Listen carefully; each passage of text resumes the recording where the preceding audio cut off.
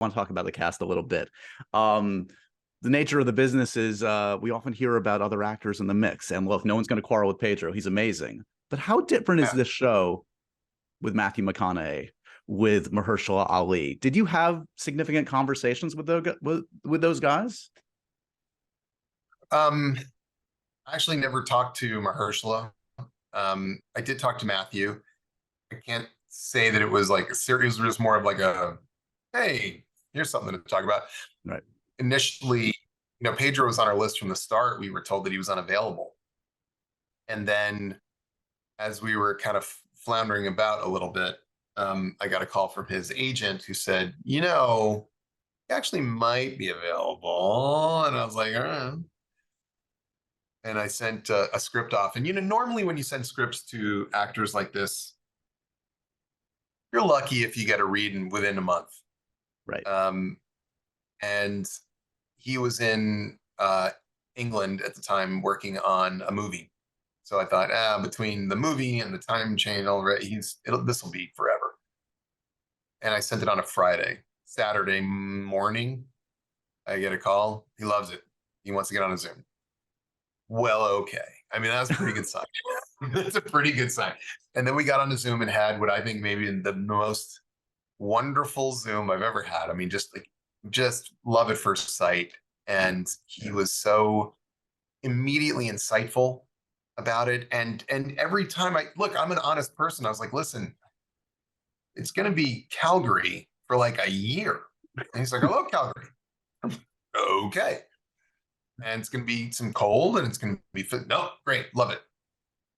Okay. I mean, he was so taken with the scripts, and it's one of those things where, I don't know. Yeah, I'm sure there's an alternate universe where it's a different guy. And look, Matthew McConaughey is an amazing actor. I'm sure it would have been great, but it would have been different. And I like the one that we made. So what can I say? I think it worked out well. I think so. Yeah. Matthew's doing okay too. Everyone's happy.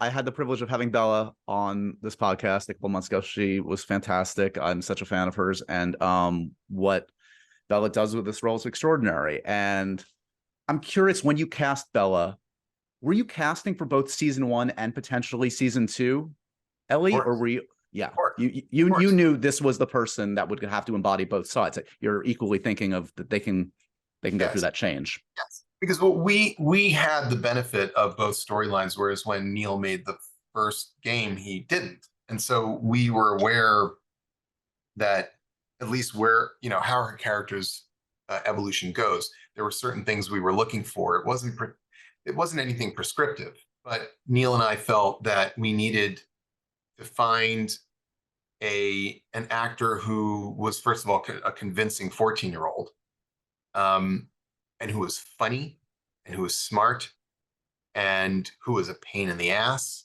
and who was also somebody that you would want to kill everyone to keep alive, and also someone who was a little scary, who had the potential to be very dangerous. And all of that is a lot.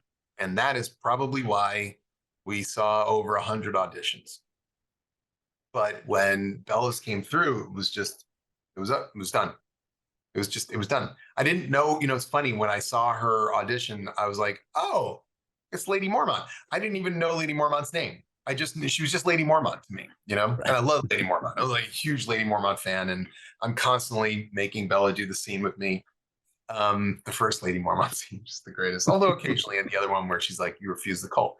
So I was like, okay, Lady Mormont, cool, I'll watch. And then I watched and I'm like, we're done.